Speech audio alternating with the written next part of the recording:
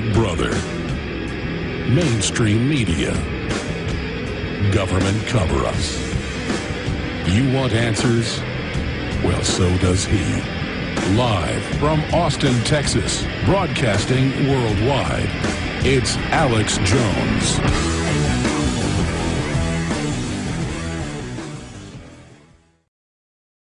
But I'm sure she won't mind you coming back now that she's sweet on both of you and make you more cookies and stuff. Get that information, man. Yeah. Because, you know, she plays herself down. She's the person that blew it wide open through Sutton. We need to get the full data information of the people. We can do it. I remember just 10 years ago with the system denying that Skull and Bones even existed.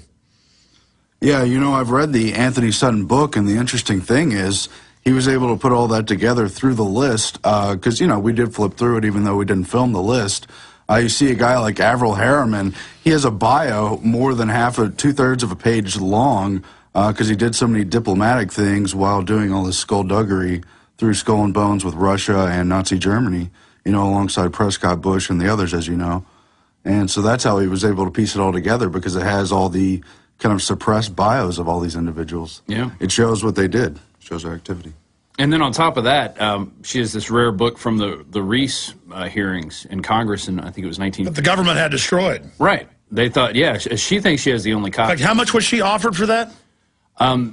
She actually bought it off of a guy who was offered a lot of money for it from the Rockefellers. They offered him, you know, whatever you want. They said, name your price, and he didn't sell, and then she sold it to Charlotte. He sold it to Charlotte for, you know, it was about $3,000. And then didn't he fall down and hit his head then? Oh, I think I remember reading that. Okay, so what else you want to throw out at folks about this interview that's coming up live today? I mean, we're going to recap a lot of stuff she's talked about. Charlotte's a wealth of knowledge, and, you know, just sitting back listening to, you know, the people from, you know, from 2 generations back, she's really got her eye on things, and she's really been able to chronologicalize a lot of this stuff. In terms of education, that's her main forte, but then going into Skull and Bones, I mean, she's just a wealth of knowledge. So, you know, you can learn a lot. And you talk about her hidden influence with the Sutton book. The real story of Skull and Bones back in the early 1830s had to do with education, because they sent the key scholars over to Germany to learn these psychological techniques. Because the Prussians had funded it to create total brainwashed zombies. That's on record. And now we have total brainwashed zombies. Well, she's an expert on education, obviously. She's traced that back, and it ties in with the Skull and Bones. So it's all the more interesting for that reason. By the way, this article that I intend to get to later this week if I have time, but I want to spend like an hour on it. It's about how Indonesia got founded, and it's a really wicked article, like, oh, it's authoritarian, but it's still, you know, for the overall good. Excuse me, Singapore. Mm-hmm. But in there, it admits this British-trained, basically dictator set it up. And it admits that it's designed to have people not think for themselves and be robots. The article admits that. But it tells you how good that is, Aaron. Isn't that nice? Stay there. I want to finish up briefly with Skull and Bones, then I'm going to get to all the news. Then your phone calls coming up, any other tidbits you want to add. But we're going inside Skull and Bones, live with Charlotte Iserbyt in the video interview with shots of all this Skull and Bones paraphernalia. That's coming up, prisonplanet.tv. If you're watching us live on prisonplanet.tv, you'll be able to see these images. Later, it'll be archived there, and it'll also make its way out to the internet. And we were going to show these when Charlotte Iserbyt was on with us later. They've got video and still photos. But let's go over the grandfather clocks and why these are so important in all the Skull and Bones photographs. The way they arrange the men, the skulls, the grave robbing they do, the sexual activities in the cow manure, the worshiping of Lucifer. Some of this even caught on video by the New York Observer.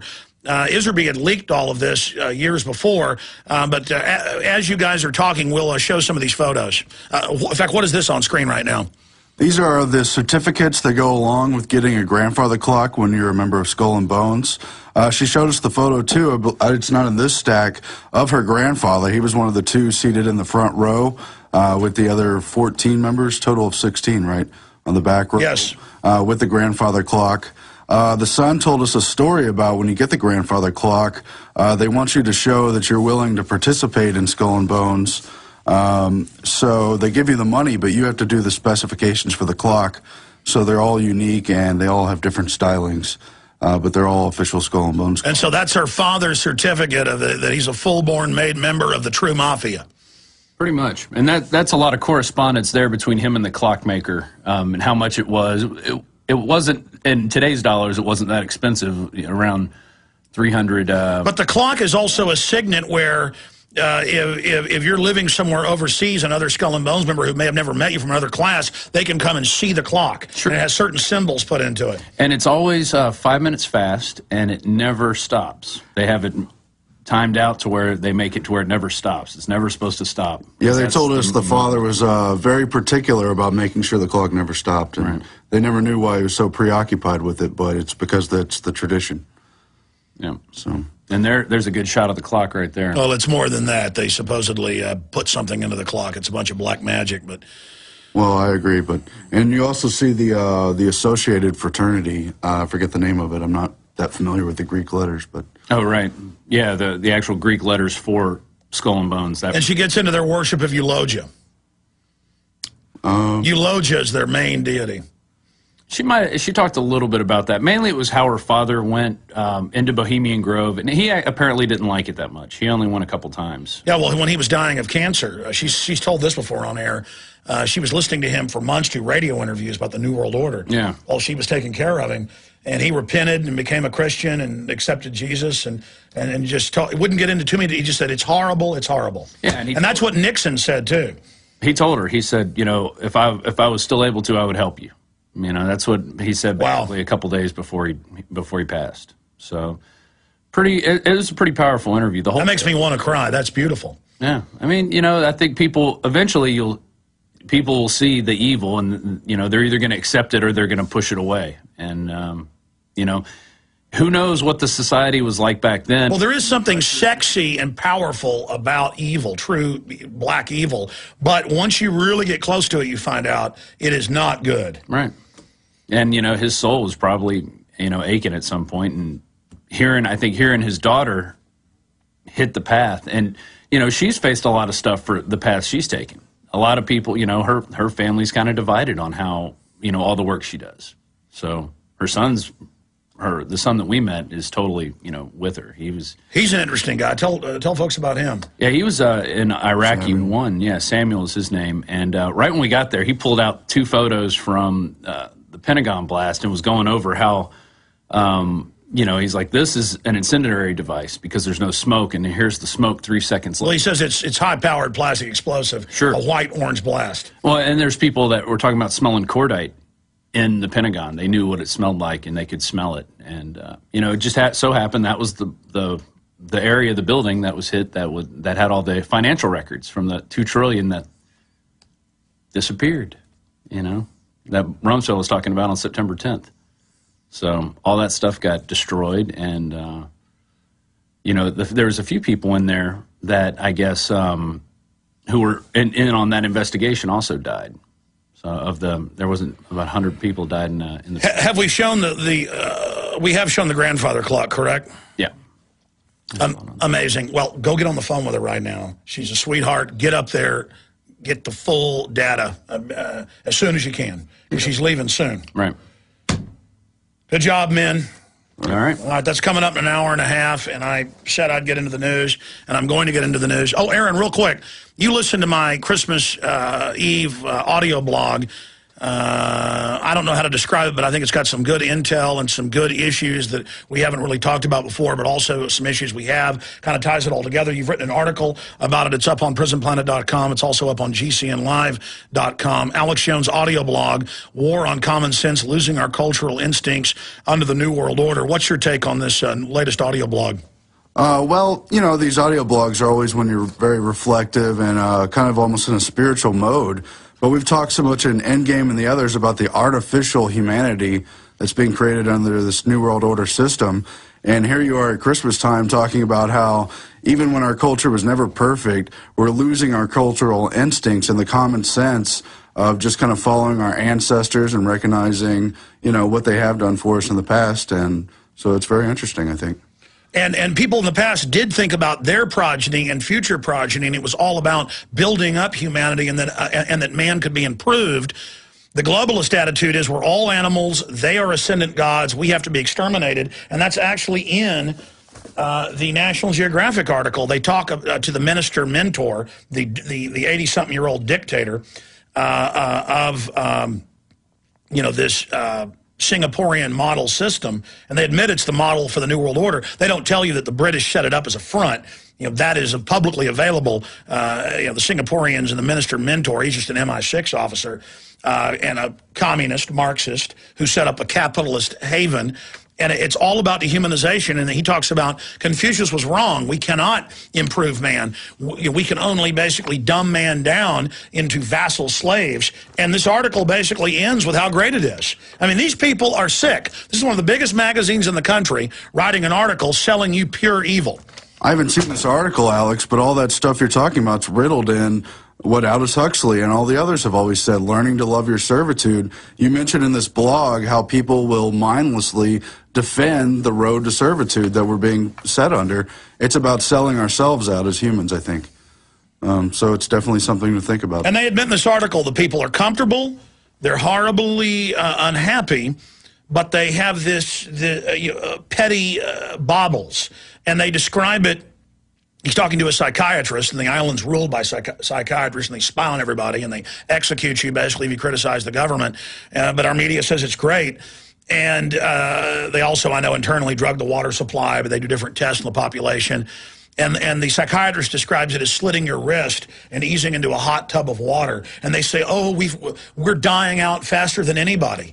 You know, we have one of the lowest replacement rates in the world. And it's like, it's wonderful. We're dying. We're dead. There's no future. It's beautiful. I mean, this is literally like Hellraiser. That's who these people are. I've read some about the Tavistock Institute, and I think it's very interesting that Edward Bernays, who produced the Modern Consumer Society, on the one hand, was involved, and so were people, technocrats like Aldous Huxley. So where does that merge, the scientific dictatorship with buying into this bread and circuses and the baubles and the rest of the consumerism? Well, we know that globalism is death, and we know it is, you know, not improving man, it is destroying who we are. And it's being done greedily by the elitists who don't believe any of what they're pushing. They don't actually believe that we can't be improved. They, when you get deeper, believe they are improved and we're trash. And really it's an active mode of full spectrum dominance, total control. Just like the Romans, if you resisted them too much, they just kill everybody. Or the Israelites. They would go into an area and people resisted, they wipe everybody out. This is actually an ancient form of domination. And because you know you won when everybody else is dead. And the problem is with the globalist is they're going to continue with this and kill each other. There could be two globalists 500 years from now with life ascension technology, you know, who are 600 years old, in a crystal palace on Jupiter or one of its moons, obviously not on Jupiter, the gas giant. Who knows? And those two would be fighting with each other over the power. I mean, it is a guarantee. Yeah, in our time, we're living under this nightmare like the H.G. Wells rhetoric, where we're going to split into two species. That's totally unfitting with their eugenic dream of becoming godhood. Yeah. Well, I mean, they're on power trips. They have high IQs. They compete with each other through a social Darwinistic template. But the truth is they are psychopathic or at least sociopathic control freaks who have constructed a scientific rationale and system to carry out their bloodthirsty enjoyment. I don't know what else to say about that. I mean, that's it. And this is who we face. And the average good person is almost blind to this because they can't see in that spectrum of psychological realm. And so what do you do, folks? I mean, I was once blind to this. You must face them. You must begin to see them. And once you can see them and you can read their writings, they think you're blind. Because they know in your fear, subconsciously, you are blind. You choose to not see it. It's right there, though. I agree. It's very psychological domination. And they cold-bloodedly will carry out their rationale to kill off humanity at the intervals they see fit. So I'm totally frightened by this large eugenics system, and as you know, I've been reading on that for years, and it is what you say. It's very scary. Now, I was told something by Rob Jacobson he'd never told me before, and I'm glad. I mean, to hear this now. If Rob interpreted this wrong, tell me if I'm wrong, but it's good to have these moments live on air together. I meant to privately talk to you about this. We don't hire people who agree with us, because I found it's dangerous. They think that it's like some Valhalla and I'm floating around. And no, this is a bunch of hard work here. I don't hire people generally. I've had bad luck with people who are, quote, fans. I normally find that those really aggressive types, they just want to be Alex Jones. And so I don't really associate with a lot of those folks. I'm not saying a fan or supporter or someone who loves liberty is bad necessarily. I mean, just statistically, it's dangerous. I hire people who will work hard, and they don't have to even agree with me, but then everybody who works here a while finds out it's much worse than what I'd said.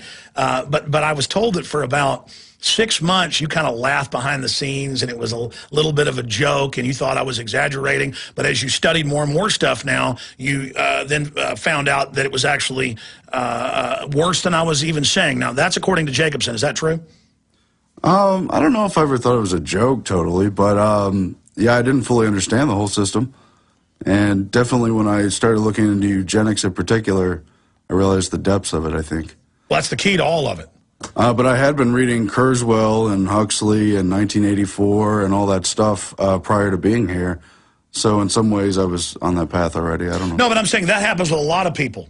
I mean, they hear all this, and it's the same thing new listeners hear. Look, I was the same way, Aaron. When I first got really awakened to a certain degree, now going back 17, 18 years ago, when I was about 19, I was more the Federal Reserve is private. There is a mega elite that doesn't want a free market. They want to shut off competition. I'd read their own writing, so I knew that was real. But I'd hear people talk about Skull and Bones, Bohemian Grove, worshiping stone owls. And I would tell those folks that came up to me in parking lots or wrote me letters or came to events, you're crazy. But then I found out that was all real. And I mean, it's when you discover just how crazy this is. Yeah, I mean, I guess where I came from, I knew about stage terror, actually, just intuitively. But no, I didn't know about all these secret groups. And they dominate us psychologically and tell you that you're wrong to think about 9/11 being an inside job or the other false flag terrors. And then when you do find out about everything going on behind the scenes, or even just a little bit of it, it is frightening. And sometimes laughter is also a sign of fear, actually. Yeah. But then you realize that we're already in a form of psychological death and physical degeneration that being accelerated by these people. And so the true death is the death of the will to give in to them. And then you realize that that's the big trick. There is no choice. It's either you give up your individuality, you give up your spirit, your soul, your heart to these people, or you resist them. And for me, that's no choice at all. And sure, they're scary. They could come kill me and my whole family today. They could set me up. They could pull me over and throw drugs in my car. But to give into that fear is to die. It's the little death. Giving in to fear over and over again, you're not even really alive anymore. Now you are being governed by weaker instincts. Wait, but I agree, because this thing started so long ago before I was born, and it's said to have already been finished, like it's a done deal. But what we do to define ourselves by taking action in the time we're at, I agree. I mean, that's where life is, what we choose to take action in, how we stand up in our time to what we can. Well, that's their greatest assault, and one of their greatest lies is they tell us we don't have free will. They tell us we don't have power. They tell us we don't have determination. But they know the truth. They know how powerful the human is. The human mind, over 110 years ago, Max Planck and others envisioned and wrote on chalkboards equations that can destroy entire cities or power entire planets. Imagine 110 years later what the great thinkers have envisioned. That's why the globalists control education. They put on high-tech reservations the latest technological developments to hoard to themselves. They know the secrets. They already have advanced technology. They don't want the general public to take part in this, and they want to wall us off from it. not to keep us as some little toy, but to phase us out. And that's what the average cheeseburger-eating, beer-drinking, tough guy out there needs to know. That's what the average liberal bureaucrat needs to know, the average cop. You know, that's a side issue. I told Dew and Douglas when they went out to the airport that the cops would come, even though they were on public property, you know, on city streets that aren't on the airport, and tell them to leave, even though they have no right under the First Amendment to do it. And at first, the cops come up and got their number, you know, ran their IDs, and then said you can stay until more cops showed up. And of course, the higher you went, the more thuggish. And they just got out and said, we have the video. I don't care what your rights are. You're going to leave or we're going to arrest you. And that's what's happened to you with security guards, you know, in places like Kansas City on a sidewalk. Federal security guards from a half-mile away come up with guns and say, you can't videotape the Federal Reserve from half a mile away. And you guys wisely went ahead and left, because when you started arguing, they put their hands on their guns and said, look. And that's what tyranny is. It's a little monkey, a nobody, and you have now become a slave. I have become a slave when a monkey outside of law in a little monkey suit with their hands on their guns, with no authority, no law, criminally, can just boss you around. That is the nature and the essence of it, is their exercise of this upon us. And the Austin Police Department failed the test yesterday and behaved like absolute criminal tyrants. You have disgraced your family. You have disgraced your forefathers and mothers. You are a shame to humanity. And you better be glad I'm rebuking you. You better be glad somebody will talk to you straight. You ought to be ashamed of yourselves. We'll be right back.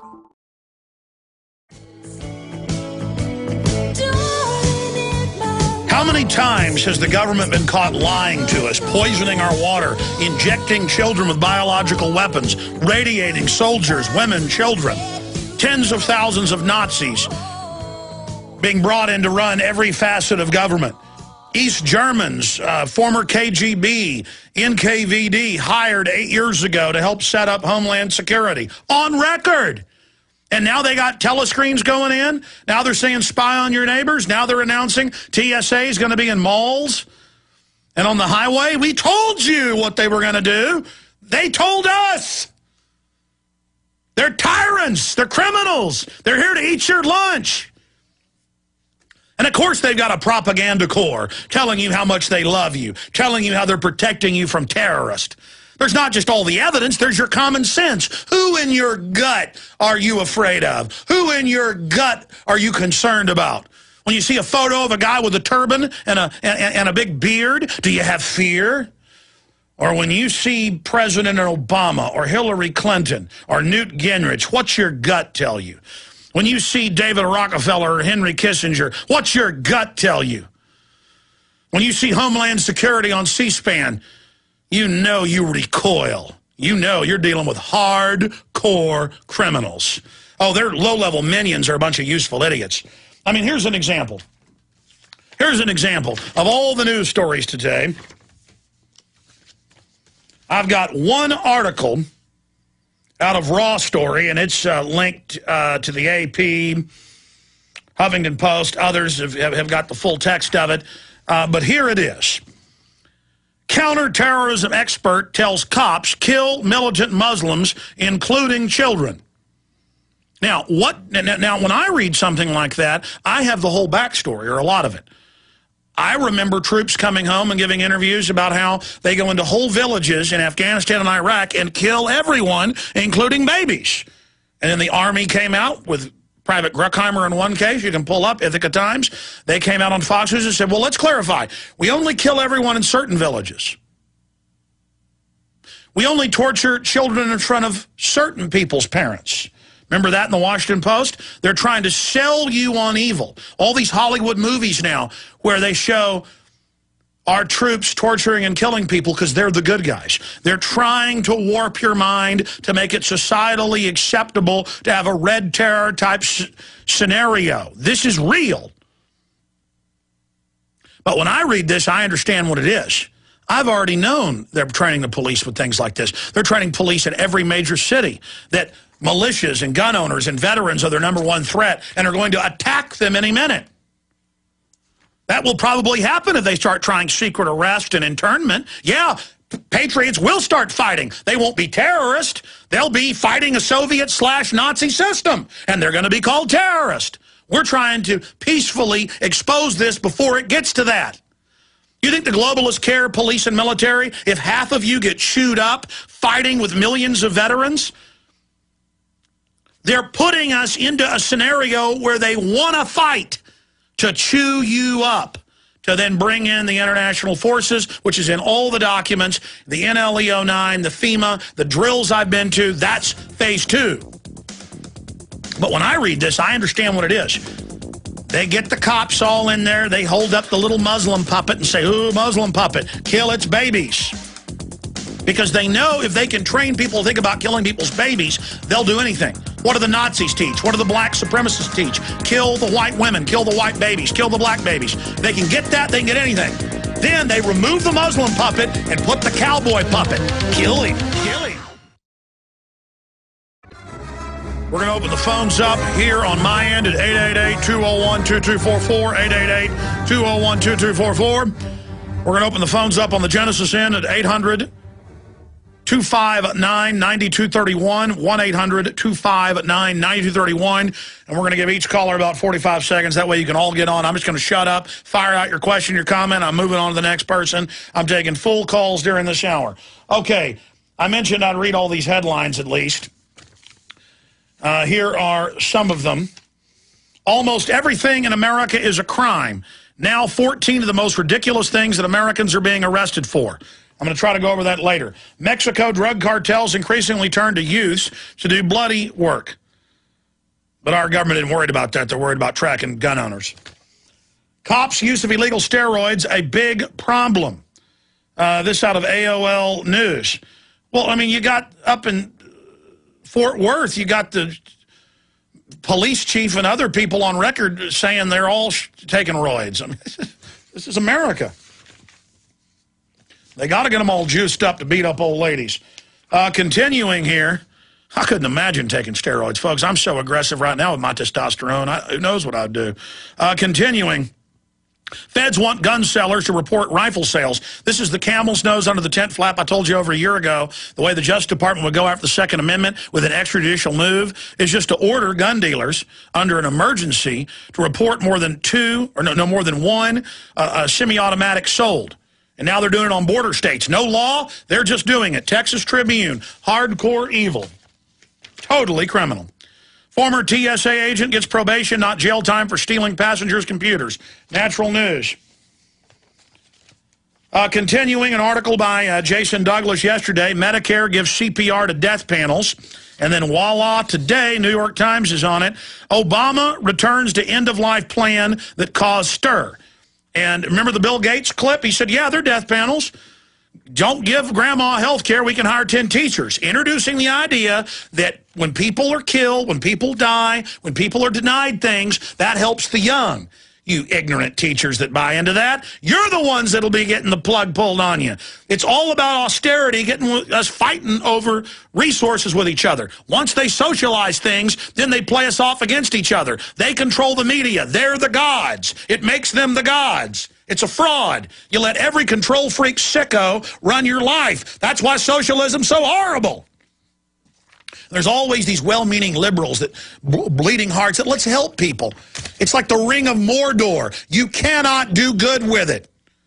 Collectivism doesn't work. You cannot do good. Oh, it'll do a little good here. You may get a little good, but you'll get 1,000 times enslavement and degradation in the end. History is replete. There is no doubt it is a law of human affairs. Look at this horrible article out of the Wall Street Journal. So young and so many pills. More than 25% of kids and teens in the U.S. take prescriptions on a regular basis. It goes on to say toddlers are now being put on statins. Toddlers are now being put on heart medication, on blood pressure medication preemptively. What does the New Freedom Initiative say? They want 50% of kids by 2015. This is Cicera 2005 when they first came out with the plan 5 years ago. On drugs, and now they want statins and lithium in the water, source ABC News. They're not playing games. But in 1984 land, they can be announcing they want to put drugs in the water, but then when I say they're announcing it, I'm still the kook. Because, see, a yuppie can't admit a threat, can't admit we're right, so they just go, help, put my kids on statins immediately, put them on Ritalin immediately. Because if the cowards don't give into it, then they'd have to admit it was a bad thing. So the average lackey out there just runs towards tyranny with their hands out drooling because they have to give into everything or admit to themselves that it's the wrong thing. So, see, once you sell out to evil, then you've got to give in to all of it. Man, I am wound up. I am so fired up today. Your phone calls, blitzkriegs of news, Charlotte Iserbyt, Inside Skull and Bones. It's all coming up. Transmission continues. We've got both phone systems open, 888-201-2244 here in our command center. And the Genesis Cape Canaveral system at 800-259-9231. Let's go to the Genesis phone lines now. Troy in New York. You're on the air worldwide. Welcome. Alex, how you doing? Good. Hey, let me first say I'm giddy as a child to finally get through on you, and I got a lot of interesting things to say. My family, whole family, like, for instance, my grandmother was Air Force research. My Grandpa John is declassified CIA. My Grandpa Mo, which my grandmother went through 8 husbands, that's besides the point.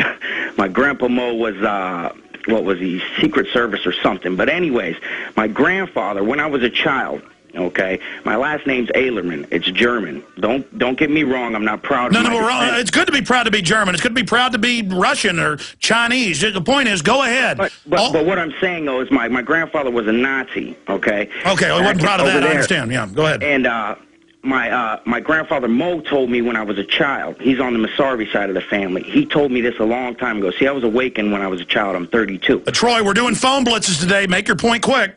All right, he told me a long time ago that the Nazis, he says, Troy, it's not over. He says they'll be running almost everything in America. You'll see when you get older.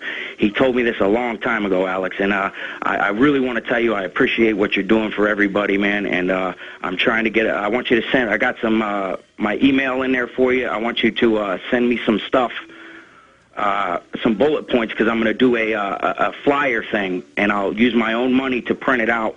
Because running around saying watch Alex Jones InfoWars just isn't working well enough. So I'm going to print out a flyer with your bullet points and let everybody read it that way. I'll print up millions of them if I have to. Troy, God bless you. And I could talk to you for 10 hours and we'll never get to the rest of the people. But it's funny you mention that because one of the notes I wrote this morning was getting into the Nazis. You know, you've got a lot of people that say the Vatican runs the whole world, or the Jews run the whole world, or the Masons run the whole world, or space aliens run the whole world. I mean, it runs the gamut. The truth is, evil people and evil mafias run almost every country and, quote, racial or religious group. That's what happens over time with entropy. Corruption takes hold. That's why all societies and cultures fall. But as long as they can make it about only one group is evil or another group is evil, then you can never defeat the corruption because everybody's always saying they're good, it's the other group that's bad, instead of recognizing human nature. People are people. But on the issue of Nazis, if I have time, I'll bring that up with Charlotte later because it is a bullet point I want to cover.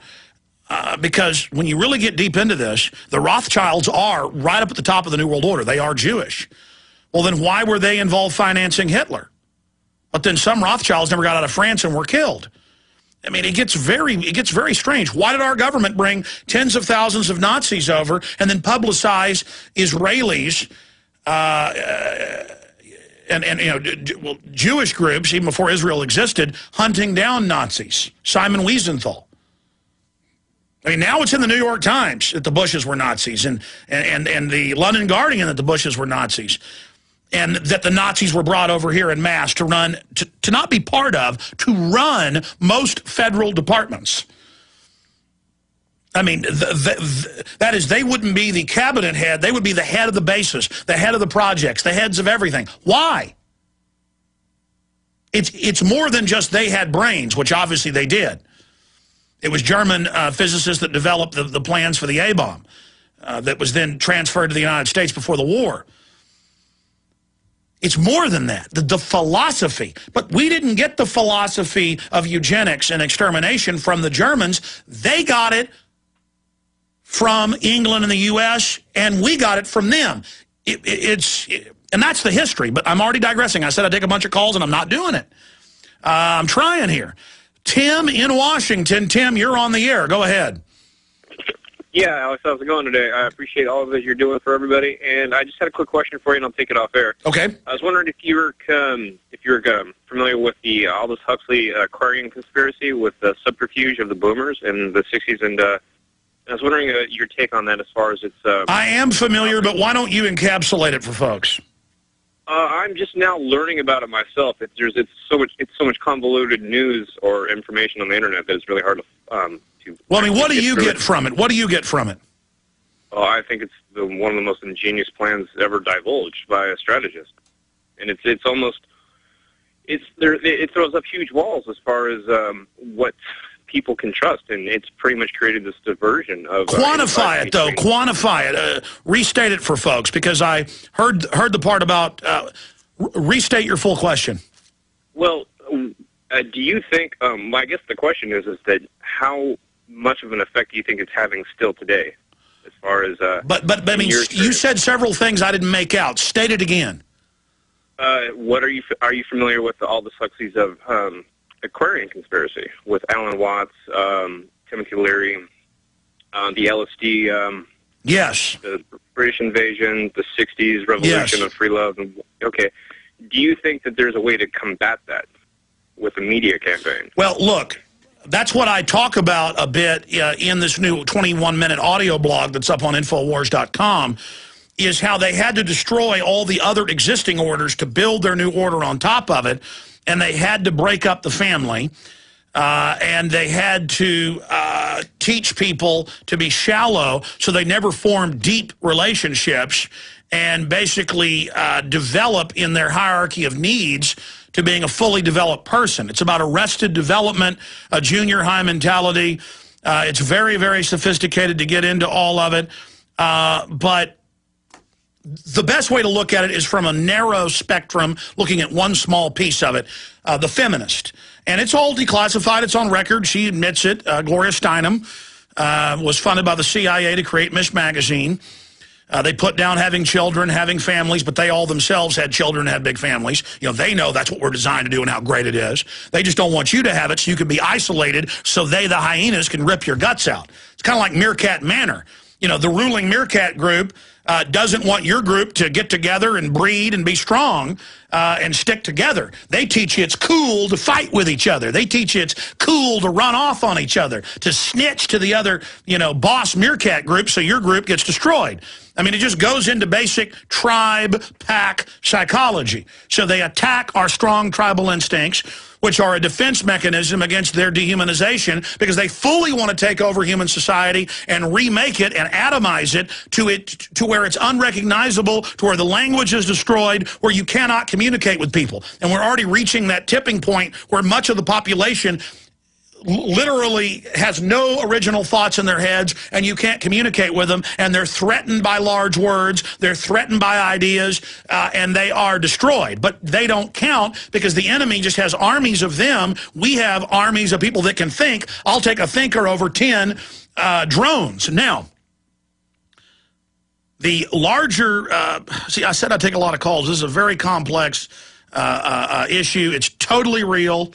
And it's all on record. They all wrote about it. It's all been implemented. But the feminist situation, going back to Edward Bernays, the nephew of course, Sigmund Freud, he worked for the Department of War.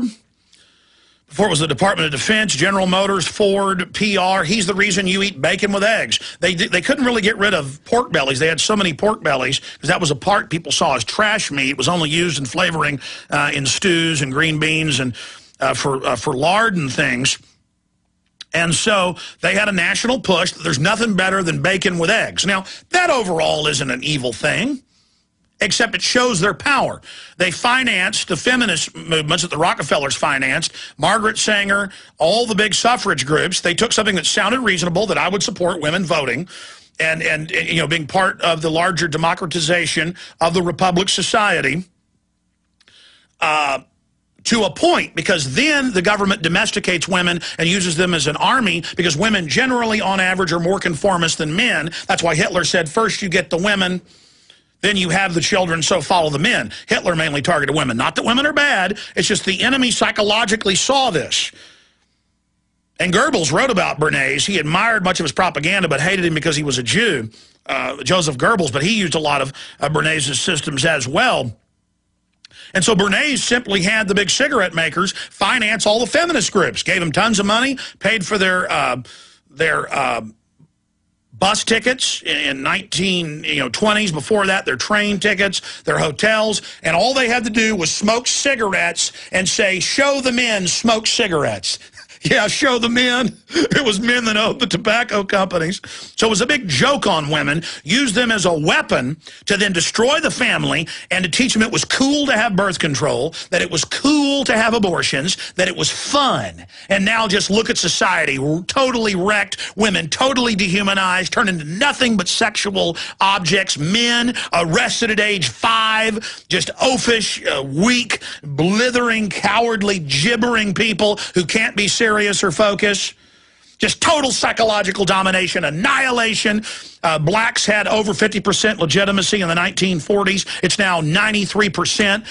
I was wrong. I looked up the national statistics. 52% of blacks are never born, not 51. Over half blacks never make it out of the womb. Devastating victory by the globalists posing as liberals. Margaret Sanger said, we will get these weeds. We will pose as liberals. We will hire the blacks. We will pose as liberals. We will hire the head women. We will get them. We will destroy them. We will annihilate them. And they do. They murder you with pleasure. And they give the women all the different IUD systems. Half the women that took them or more got sterilized. It's an accident, with the Dalcon Shield system. Oh, it's an accident that this shot you got made you sterile. It's an accident.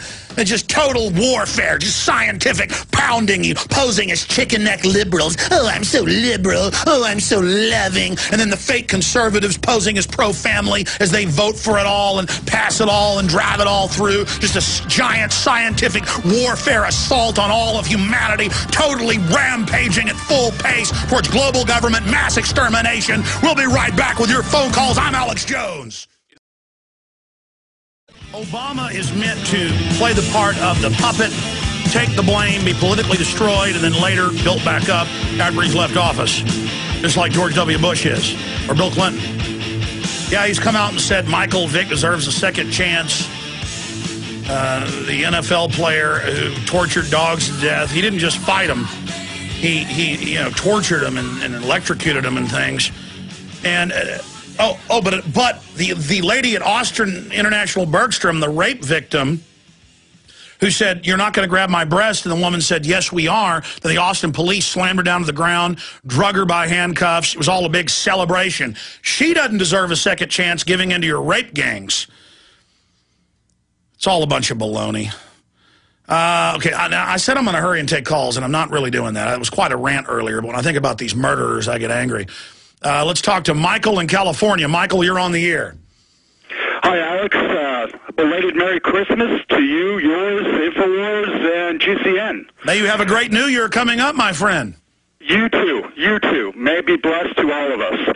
Hey, have you seen the new John Pilger documentary, The War You Don't See? Have you seen that yet? No, but he's the Australian, isn't he? Yes, he is. Man, listen, I want to get him on. I really respect him, even though I don't agree with socialism. I mean, he's one of the bleeding heart liberals that allows all this to happen. But overall, his analysis of Obama, the globalist, I mean, he's a really thought-provoking guy. It's really interesting how you have carried out your thoughts this morning. But in his new documentary, he has Cynthia McKinney on there calling Barack Obama a warmonger.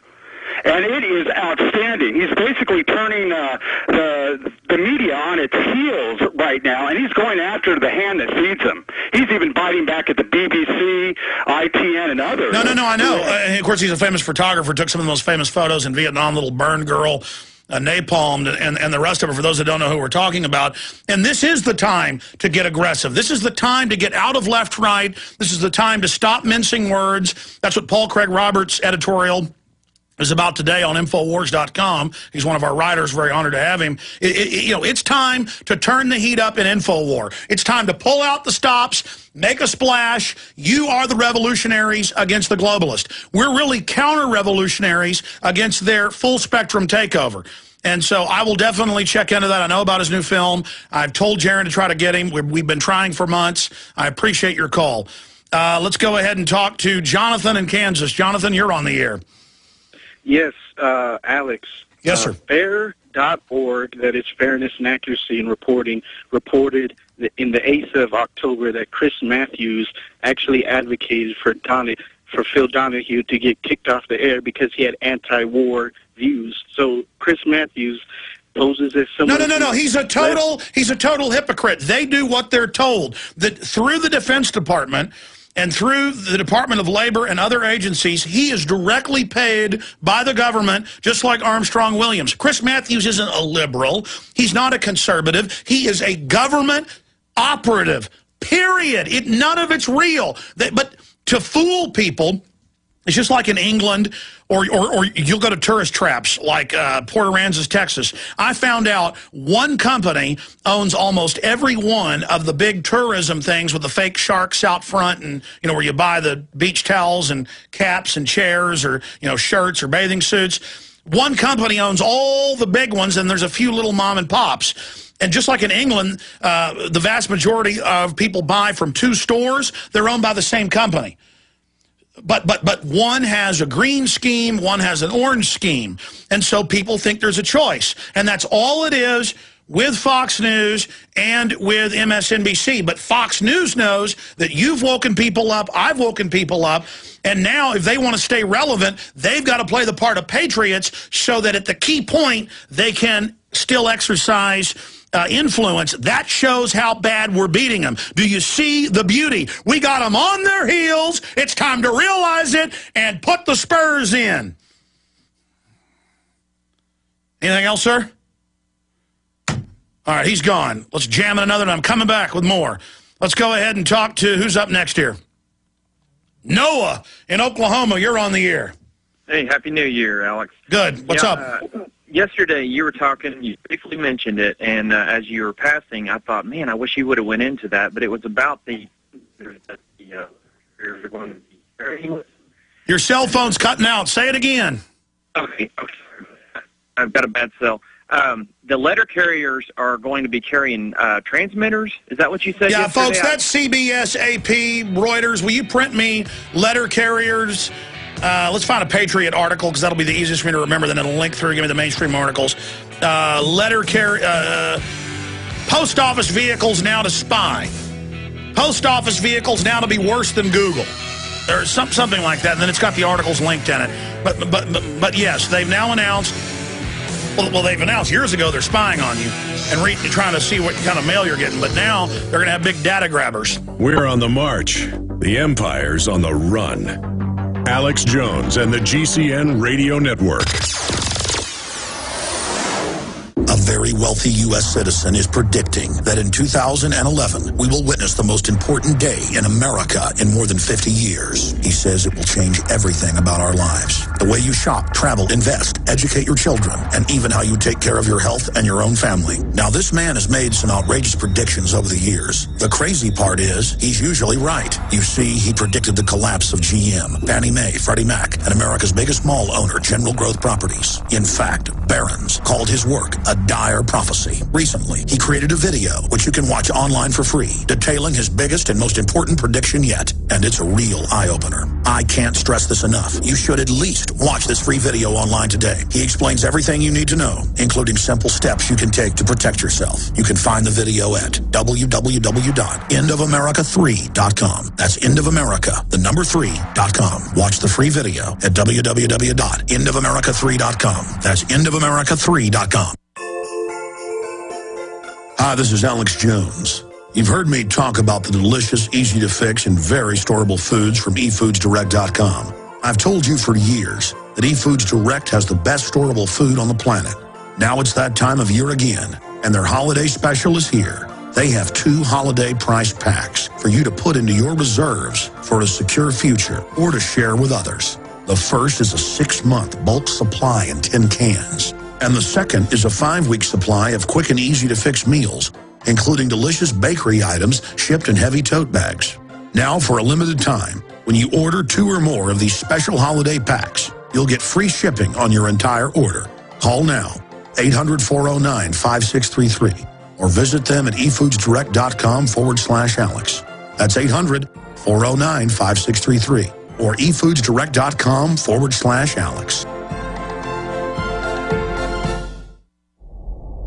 Hundreds of nations have fallen to tyranny in the last century alone. This is our last chance to not relive history. As we're finishing off this agenda, they'll be pulling the rug from underneath Americans at home. I have tremendous influence on our president and Congress, and they really are calling the shots. I think it's incumbent upon all of us as American citizens to pay attention. Fall of the Republic identifies the enemies of our nation, the criminal offshore cartel, hell-bent on destroying sovereignty, and on its ashes constructing world government. Tim Geithner, Bernanke, they're arsonists. They're asking for more matches. And the Congress is saying, who do we make the check out to? Today, seems like nobody does care. And right now in Washington, D.C., we have seen a fall of the Republic.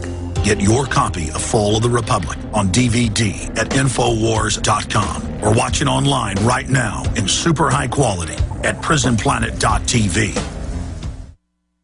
From the front lines of the information war, it's Alex Jones.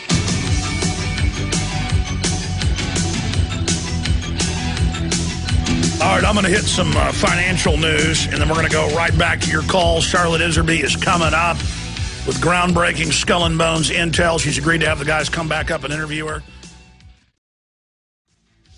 You know, the truth is, ladies and gentlemen, when we start to resist evil, we begin to have success, and we grow our liberty muscles. We grow our minds, and we are fulfilled. It is our job to build and create and be honorable and to resist evil. And sometimes be defeated by it, sometimes win. But it's the battle that matters. It's being in the field, on the field, in the fight. Resistance is victory. Fighting back is victory. Knowing who the enemy is victory. And I mean, it is so valuable to me that I am not afraid of being killed. I'm not. I'm afraid of failing. I'm afraid of being weak and human. I'm afraid of the enemy lying about me and trying to destroy my name to destroy my work. But that won't work because other people have now learned the paradigm shift information, and it's loose. I tell you, I get a little bit of an adrenaline rush every time I think about it. A lot of you out there who are new listeners, you get excited when your team wins the Super Bowl and it's down to sudden death overtime and they kick that field goal with 3 seconds left, or they run, through and the running back jumps over the top and, gets the touchdown by 1 inch. You have that adrenaline rush. That's a false adrenaline rush off of symbolic warfare. But when I'm in the info war and truly defeating and having victories against the globalist, it is more valuable than all the accolades, all the power, all the women, all the art, all the everything means nothing compared to defending liberty. Feeling really good right now. I'm sorry. Okay, I got to stop right now. As I said, I was going to take your phone calls. I really should take off a week more often. I'm just so recharged. Oh, it's amazing. I'm too recharged, actually. Oh, man. I'm alive, sucking in breath, and I love life so much that I'm willing to lay down my life for others so that they can be free and so that evil doesn't win, because I can't stand corruption and manipulators and liars and people that know humanity's secrets, and they use those secrets not to empower and build and unloose the human spirit, but they use it to shutter it and to dumb it down. That is such a crime against the universe, a crime against the Maker.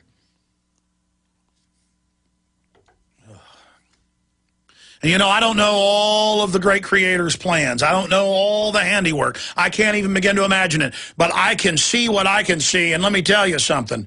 I couldn't get mad at God no matter what happened to me, no matter what comes, because I know it's all part of the plan. And that is a great feeling. It's the best feeling in the world.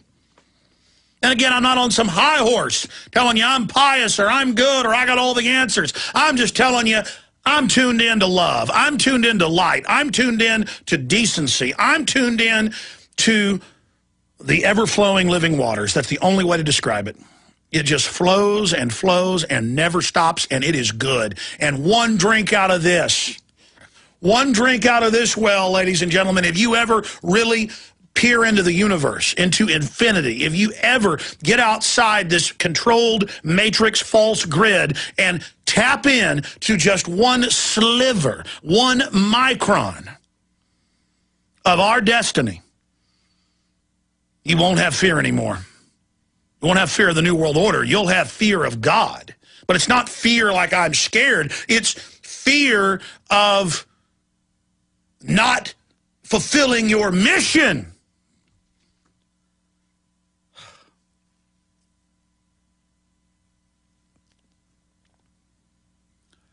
All right, I want to get into some financial news and then your calls. Ex-Shell president sees $5 a gas by 2012. That's now a year and 3 days away. And that's exactly what the other oil execs have told our source. You know him as Lindsey Williams. That's CNN, flaunting it in your face. They don't tell you it's dollar devaluation that's going to cause it.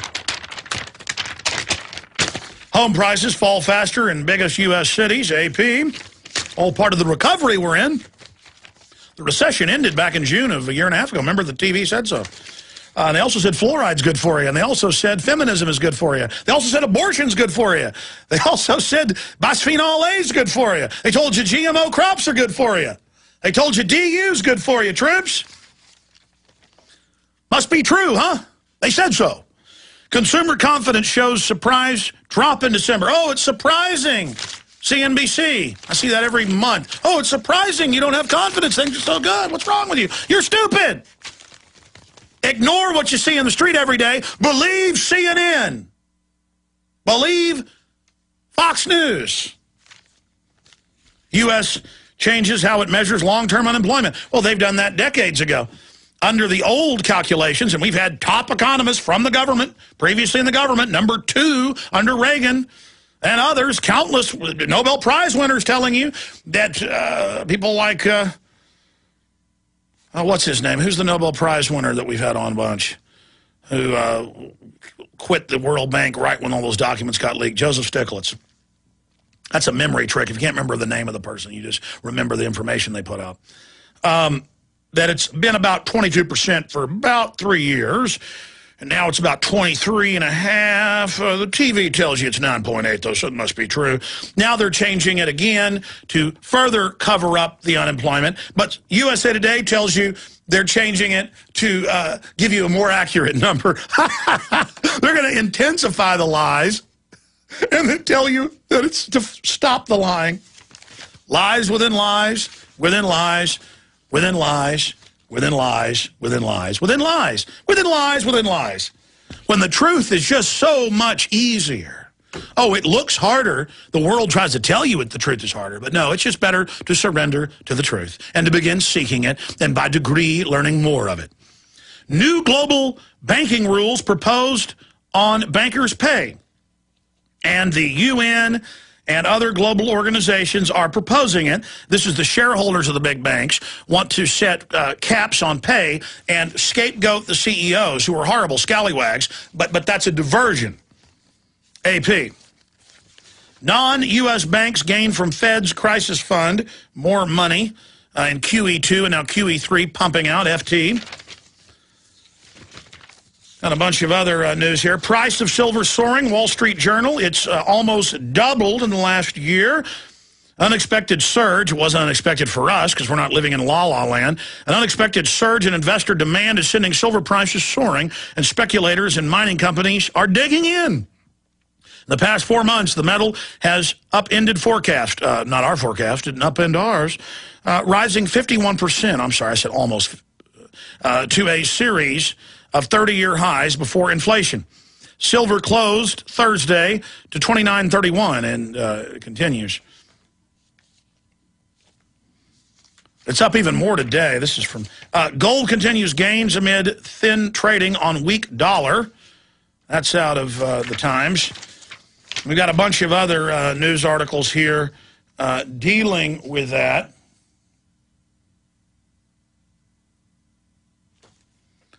There's also another article here by a well-meaning person saying, watch the other guys closing critics explain economic collapse.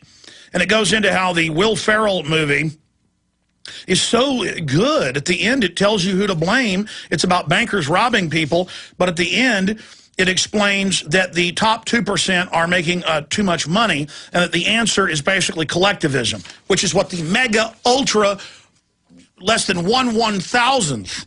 I mean, out of 300 million people, you're talking maybe a couple hundred superclass. They want to shut down somebody making $1 million a year. This movie with Will Ferrell tells you, go have the government rob the guy making $1 million a year, when it's the guy making $1 million a year that all the studies show employs most people, not the mega rich.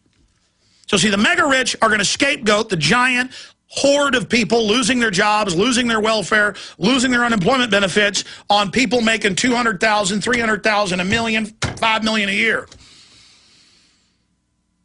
And just watch, for all those people out there who buy into this, your life's not going to get better when they shut down the middle class. Sure, if somebody had $1 million 200 years ago, they were rich. If they had $1 million 100 years ago, they were wealthy. $1 million, if you do the numbers to 1960s numbers, is about the equivalent of having $100,000 in the bank. Is somebody with $100,000 rich? No.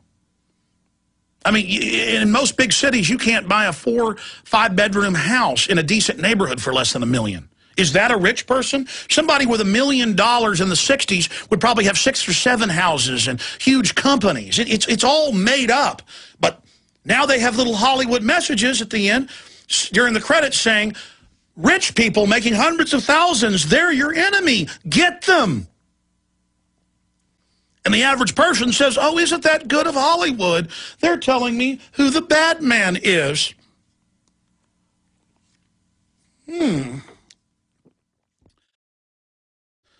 Now, I'll try to get to all of you before she comes up. We may even go into overdrive today to take more of your calls. I feel like I could do 100 hours right now. I am wound up. I haven't even scratched the surface of the important news. Oh, by the way, a caller asked about this earlier, so we went and dug it out. This is the New York Times, and it always tells you in a real cute way, oh, your 7-year-old's being trained to spy on you for environmental crimes that aren't crimes yet, like taking a hot bath or leaving the sink running while you brush your teeth. You know, that's an actual article. Or, oh, look, the 14-year-old Explorer Scouts are training with Homeland Security to take on disgruntled veterans, kill them, and confiscate their guns. Isn't it sweet? Well, here's this one. The postman always pings twice. Oh, it's cutesy, cutie cakey time. The Postal Service recently announced it has lost $8.5 billion in the last year, despite cutting more than 100,000 jobs. Without new revenue and other changes, it will get it back on financial footing. Formerly, the service has a unique asset that could allow it to make money by collecting valuable data that could contribute to the company's safety and economic health. Its far-reaching network of trucks. And then it goes into it, and it shows a child making a little paper toy of a paper car, a paper Jeep with an antenna on the top. They found if they show it as childlike, that'll hit an area of your brain that is associated with loving and nurturing children. You're like, oh, they're going to be surveilling me. Oh, children, walk towards the light. It's a bug zapper. And it says the service's thousands of delivery vehicles will now be collecting wireless data. It goes on. Here's another one. Monitoring America, how the U.S. sees you. And I got another one here. They're turning post office trucks into Stasi data collection nodes. It says they're going to have data collectors picking up wireless transmissions. They're going to drive around snooping for environmental problems. So it'll drive by your house, They'll claim they picked up something toxic. Now they have an excuse to send the green police to your house. And it's all admitted, so I thought you'd want to know that. They're going to use every federal agency out there for this. It's kind of like the DEA, it turns out, and we already knew this, is spying on people worldwide in non-drug related stuff. And they have all these movies coming out about the great troops and people that are fighting drugs worldwide. Yeah, they're sent to kill people that don't launder their money through the globalist. But I'm done ranting. Let's go to Robert in Switzerland. Robert, you're on the air. Go ahead. Hello, Alex Jones. Hey, buddy. How you doing over there in Switzerland? Oh, we have snow. It's wonderful outside. Looks like New Year. But the New York Times says that is because of warming. Yeah, you can believe that. I don't. That's the biggest lie that ever was said. We have so much snow and cold and all over Europe and also in the United States. It's no. I don't believe that. That's just a money-making deal. Yes, sir. What's on your mind today? Oh, I wanted to call you. You're doing a great job. You know, what you're saying, I know that for 25 years, and I'm doing the same job like you. I try to tell the people in Switzerland what's coming down. It's not just in the United States. It's all over the world. It's a new world order. Yeah, and this is horrible. Horrible. And please, listeners, believe it what Alex Jones says. It is like this. People used to look at me and they thought I'm crazy. But everything, what I said and what I know, is happening. And you have right. And I tell you a story. This is a story I did, how do I say this? I did some business with the United States. And I transferred the money with Western Union. You heard me? Yes, sir. Over. And I did that for many years. And one day comes a telephone from the Swiss Western Union office and said, you cannot send any more money. The money you send, that is not, they cannot pick it up. She is not allowed to get the money. And you have to pick up the money back in your Western Union office. And so I called Western Union, the main office in Switzerland, and I said, what is going on? They said, well, Homeland Security has you on the list, and they thought I financing a bomb. And again, this is happening everywhere. Millions of people on the list, and now they're saying this woman that wouldn't let him grab her breast, she can't fly anymore, and she's banned from the airport. Now they're on the streets. They're going to be in every street corner. You're not going to be able to leave your neighborhood, travel. It's just like the Soviet Union. It's internal checkpoints. It's bona fide ultra-tyranny. And again, Homeland Security is for the homeland. What did the Nazis call Germany? The fatherland, the homeland, the Reich, the land. And it's the same system. It's authoritarian tyranny. And no judge, no jury. Obviously, if you were building bombs, you would have been arrested. But no, it's just no money can be sent by you now. We say so. No judge, no jury. So how did this end, Robert? Well, so I don't send the money anymore through Western Union. I send it through the bank. But I'm still doing business. But this woman worked for a company on Western Union. Stay there. Well, I give myself an A, not an A+, getting a lot of calls last hour. Probably got to 10 or so, or more. But I want to go to Leo, Tyranny, everybody else that's holding. In 30 seconds, Robert in Switzerland, finishing up. How does the story end with you trying to send money through Western Union? Robert in Switzerland, you still there, buddy? Okay, he's gone. He misunderstood that I was going to hold him over. Let's talk to Leo and Mass. Thanks for holding, Leo. You're on the air. Hi, yeah. You're talking about, I've been a subscriber for a while. You're talking about this surveillance state going up. Let's have our own version of it. I asked you I set that into you to do a video game. and where people would be going around finding these things and trashing them. And I think it should be localized to each different area so that you could. And then at the we can't call for anything illegal here. It'd be terrible if people all over the country, like they did in Arizona this year, attacked all the red light cameras and the state capitulated and pulled them all out because the people were unstoppable. I mean, it'd be terrible if people actually exercised their power against tyranny like the Founding Fathers did. That is a horrible thing you're calling for, that type of civil disobedience. That's just horrible, Leo. Yeah, well, see, it's a winner for us, and getting people to be aware of where they are. So if people could turn in these things to the video game company, and then people would know where they are locally. Well, if you did something like that, you couldn't have a central system. Ideas are bulletproof, not central command centers. Okay?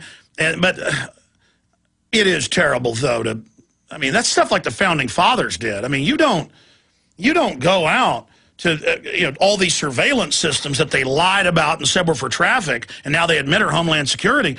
I mean, you don't do that, or one of the CIA agents might not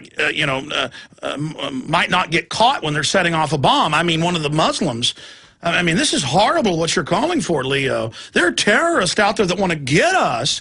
Never mind the government, thousands of secret tests murdering people that are now declassified. Let's trust them. The government's good. We need to have more surveillance. Of course, all of this surveillance is illegal. All of the wireless. In fact, I've got a big folder today where, in fact, here it is, smartphone spying on you. Forbes, Apple hit with 2 federal lawsuits over tracking iPhone and iPad users. Is Google Android next? Apple sued over applications giving information to advertisers. That's all uncivil and illegal. People go to jail for reading their neighbor's email. But when the government does it, it's illegal, but they don't get in trouble. So how dare you try to stop crime on your own? What a sicko. Leo, don't ever call here again. You're evil. Tyranny rival in California, you're on the air. I hope you're not as Founding Fatherish as Leo. No, hey, thanks for taking my call. I'm glad to speak with you. I love what you and your team are doing. Been awake for probably like 7-8 months now. But I just want to get out there. How is it possible for, like, Charles Manson to basically brainwash and get people to do what he wanted to do when our government is selling death and eugenics through propaganda and all that other crap? But well, I mean, number one, and I don't have an hour to get into it, Charles Manson was a front fall guy. They scrambled his brain after. It's 100% that was a CIA brainwashing operation to kind of officially end the 60s culture and then move into a new phase. That was 100% theatrical production. Sharon Tate was not killed by those lunatics. I mean, the whole thing was a production. Okay. I mean, you know, he hung out with all of the most powerful people out there. I mean, it was totally staged. Wow. That was all an inside job. Totally staged. Absolutely. Absolutely. It would take hours. It's ridiculous how much evidence there is. Okay. Last thing was last month you did a quick pyramid scheme about, because Beck was saying George Soros was on top of the pyramid. I liked how that was a little educational thing. Is it possible you could do more little sketches like that? Yes, I've got 2 graphics guys working on a whole pyramid presentation for the upcoming film to explain different pyramidal power structures. We're absolutely on it. Well done. We'll be right back with Charlotte Iserbyt. Dan, Eric, Steve, Tom, Sean, Martin, everybody else. I'll get to your calls before the hour ends. Charlotte can talk about a lot of issues, and we'll go to them quickly towards the end. But Charlotte Iserbyt doesn't like to brag about herself, but she was the head of policy, Department of Education, under Reagan, the #2 position. Her father and grandfather were Skull and Bones. Her father, Bohemian Grove. She is the lady, decades ago, that blew Skull and Bones wide open. The mainstream media denied that anything was even going on up until she leaked Sutton the info. Now, that was not known for a long time who did it because her father was still alive. I want this history, now that it can be talked about, to be discussed first. And she'll tell you, well, read Sutton's book or read Chris Milligan's excellent Fleshing Out Skull and Bones that's more recent, to see their deep research and overall bringing the info together. But she was a Skull and Bones East Coast family. And, she's got many documents never before seen. My guys were able to see him when they were up there 3 weeks ago. And so she's agreed. We appreciate it because I sent them up there about the Department of Education brainwashing program. And then I knew she had broken this info. We've interviewed her separately, you know, briefly on this issue as part of other interviews. I wanted to get her on today. And, you know, she was telling me during the break, getting her on, well, Alex, you know, the stuff's out there. It's on my website. I know, but not the specifics of the family and how it works. You know, we see films like The Good Shepherd, directed by Robert De Niro with Matt Damon, that the media hailed as very accurate. I don't know if it's accurate from what she's seen. I mean, it's got the guy dressed up as the devil, as a king, and the rituals, and that's reportedly accurate. The New York Observer got some of the devils equal death and all that stuff on video in the outside courtyard of the tomb. But I specifically, you know, wanted her to just get into some of the other areas, like in that film, and in also some of the reports that there's Skull and Bones families, and that sometimes, you know, the wives get inducted in as well. So I wanted to talk to Charlotte about that because this is important historical information. Skull and Bones is one of the most powerful ruling class groups where a whole bunch of presidents, CIA directors, secretaries of state, you name it, come from. And so Charlotte joins us for the next 40 minutes or so. We'll talk about this, and then we'll get to those calls as I promised to. But Charlotte, the author of Deliberate Dumbing Down of America, which is now gone out of print, now joins us here today, but you can still read the free digital copy at her website. We'll tell you how to do that as well. She's a great humanitarian. Charlotte, great to have you here with us today. Good afternoon, Alex, and I hope I can live up to your expectations. Oh, I'm sure you can. Believe me, I've seen the footage the guy shot of the documents. Now, Charlotte, let's go back to the beginning and start with Anthony Sutton. Then we'll get into your family, and you're gracious to talk about this. I know some of it's painful, you know, to go back and remember your father's death when you were caring for him and other things. But let's discuss how you got it to Sutton, why it couldn't be known at the time, what his book on Skull and Bones and the secret establishment covered. I have been coming to this conclusion ever since I came back from overseas and worked in Soviet affairs, too, in the Department of State. I don't think there ever was a Cold War. I mean, I don't think there ever was a problem between the United States and the Soviet Union. They can call it Cold War because it wasn't hot. But that's not kooky. That's actually come out in documents. Well, yeah, I know, and I've always felt that way, but I think... no, but they love McCarthy. I mean, the Russians have now released the documents.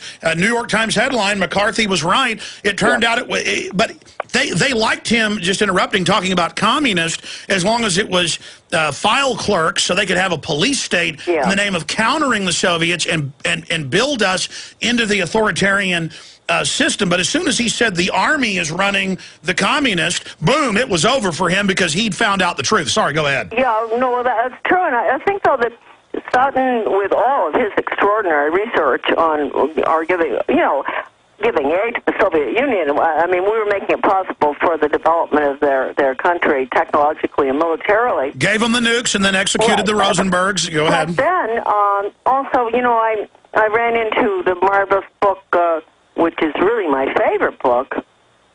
Charlotte's favorite book, she has thousands of books, is by George Racy Jordan from Major Jordan's Diaries. Now, I would say that and Sutton and a few of the other books that your guys took pictures of.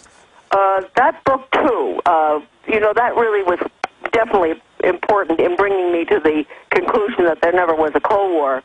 They had to bring the phony wall had to come down and all that, and it did, and all of this had been, in secret papers, predicted that all of this was necessary for the merger to take place. Yeah, the Carnegies wrote about that in the 20s.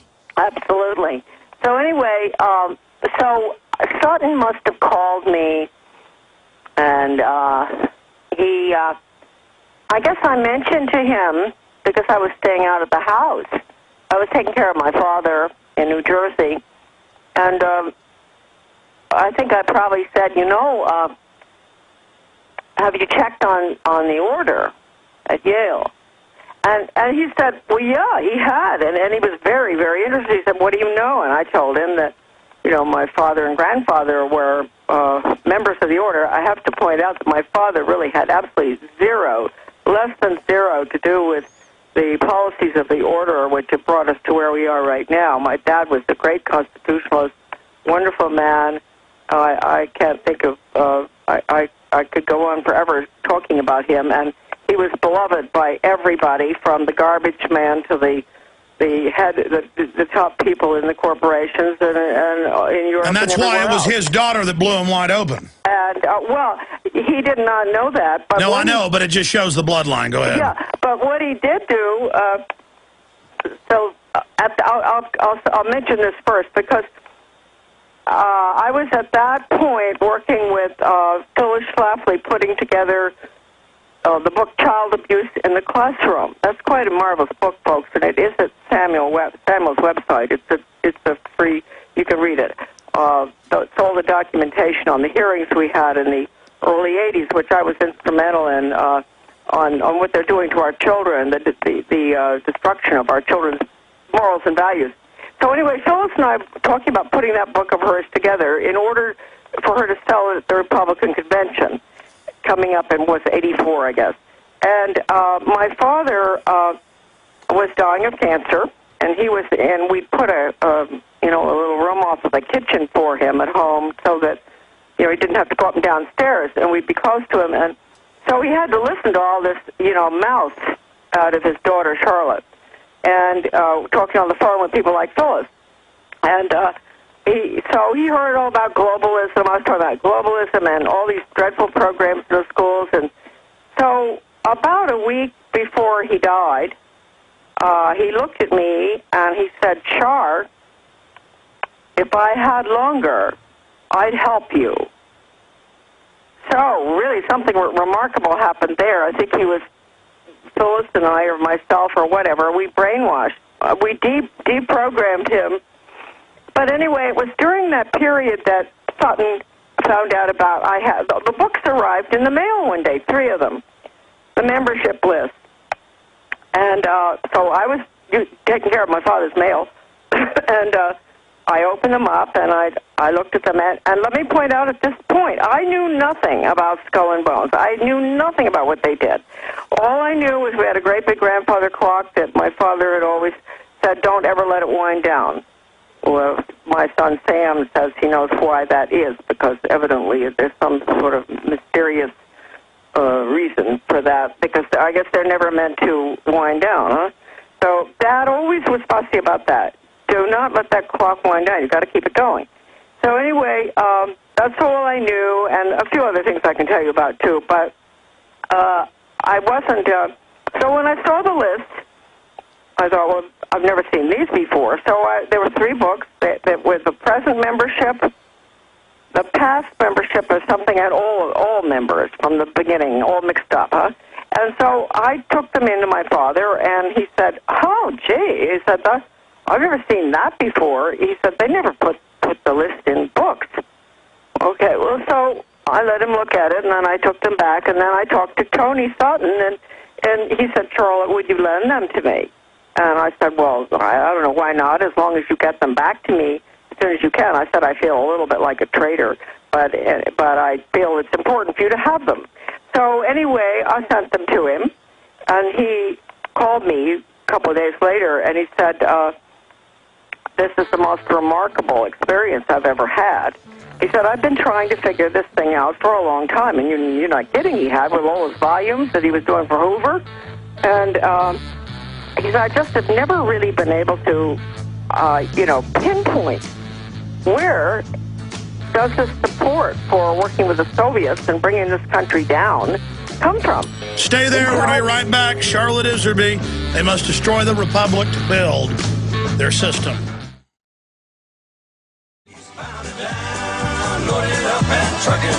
Are we gonna do what they say can be done? We've got a long way to go. Aaron Dykes, during the break, ran in and said, yeah, I was reading Sutton's book, and then I've looked at it online. You've got the Brown Brother Harriman's building, which also funded Hitler. And here in the U.S., it's surrounded by all the Russian embassies and government facilities. And that's because the Russians, this was admitted at the time, were funded by the United States.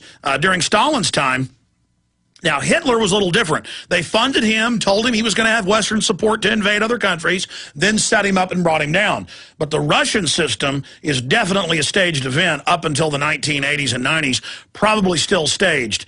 But you were getting into Anthony Sutton, Charlotte Iserbyt, once he got the Skull and Bones membership list from you, the official internal list, he said he was blown away. Please continue. Yeah, he just said he went and had copies made, at Kinko's or something, and then he put it all out on the dining room table, and he looked, and he said it was the first time that he understood completely what had happened, and that this was the entity, whatever you want to call it, the organization, the order, the fraternity, the whatever that was responsible for the direction that our country was moving in, militarily, corporate-wise, and education. He saw it. And so he was thrilled. And actually, I have to give Tony credit for not blowing the whistle. I didn't ask him not to. He just felt that it wasn't right for him to identify me. My dad was, by that time, he was gone. So I had no problem with that. But Tony just felt that it wasn't right, and I appreciated that. So anyway, it was very sad that he passed away, by the way, and I've always wondered about that. He was a real gentleman. I tried to interview him. I interviewed him once, and then I tried to interview him a few years later, I guess back in '99, and he sent me, it was like 1 week before he died. Because I remember hearing like 2 weeks later he just died, and I got a kind email saying, I appreciate your work, Mr. Jones. I'd love to come on. I'm too ill. And then he dies a week later. That's a classy guy. Well, I don't even know that he was that ill. I think he was ill. He had something wrong with, that inner ear business. Yeah. And that was why I couldn't meet with him way back then. I wanted to meet with him when I was in California. And he couldn't because of that. But he told me, he said, other than that, Charlotte, I'm fine. And so I believe, let's talk, we're really getting into conspiracy stuff here. I don't know why Anthony Sutton died. I have no idea. Of course, anybody can die. He could have had a heart attack. But I did talk to someone who was very close to him, and the feeling I got was that it was not, there were definitely questions about Anthony Sutton's passing. I may have talked to him right after he'd been poisoned then, because he said, I'm not feeling well, I can't come on. He was literally, it was weird. It was like that with Gary Webb, who wrote the Dark Alliance series about the CIA drug dealing. He sent me this disc that was all his material and said, you have a website, put it up. And then he called back 6 months later and he said, you never put it up? And I said, this was like in '98 or something. I said, well, I'm not very technical. I'm going to try. And we barely had InfoWars up working well then. And then I called him back. We had put up a lot of it. And he said, I'm not ready to come on yet. This is a few years later. He said, I'm writing the book, though, that's going to blow him out of the water. And he was about to come out with that book when they shot him twice in the head.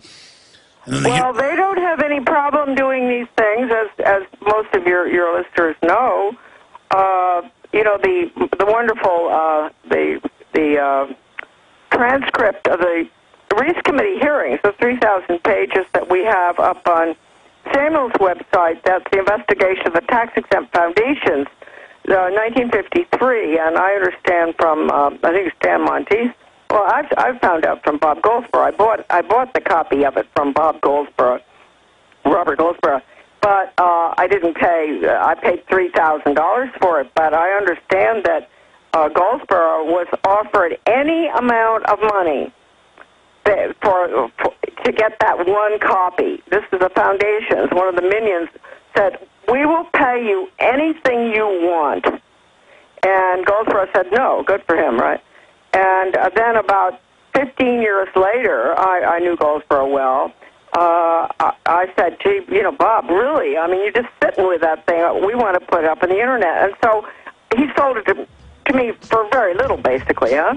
So the point is this, that these people really mean business. I mean, when they're willing to pay anything for 3,000 pages of congressional testimony, because, of course, after the hearings were shut down, they went around the country and bought up all the copies that were in the libraries, huh? So anyway, well, let's continue with Skull and Bones, one of the key globalist organizations, and what their master plan is. More about your family. Aaron's got some questions as well. You know, a lot of people have gotten killed fighting the globalist.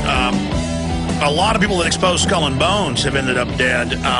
Now, the key book that she was given by Robert Goldsboro, he isn't dead, a great patriot, but he won't do interviews. And, of course, he knew Norman Dodd and the Reese Committee. We're going to talk about all that, you know, just the basic facts here with Charlotte Iserbyt. But I want to get into some of the other little quirks or interesting pieces of information that folks might not know about Skull and Bones that she knows just from reading over these documents, but also her father and grandfather. Also what her dad said about Bohemian Grove. Aaron's got some things he wants to say. We're going back to her here in just a moment. Okay, Charlotte, let's move quick now. You're very gracious to be joining us here. You were getting into what Anthony Sutton had discovered, what Skull and Bones is, what their master plan is, how they build up the Muslim enemy that they really secretly control from the top. The low levels don't know it. They create the Nazi threat by funding it. They create the Soviet, which is on record now. They create the fake global warming, which is just made up to sell their takeover. They claim they're fixing education when really they're trying to destroy it. I mean, they are the masters of this Hegelian dialectic. And what is in these documents and what has been discovered is German sciences of brainwashing to, as you know, to create Hessian brainwashed soldiers for sale worldwide.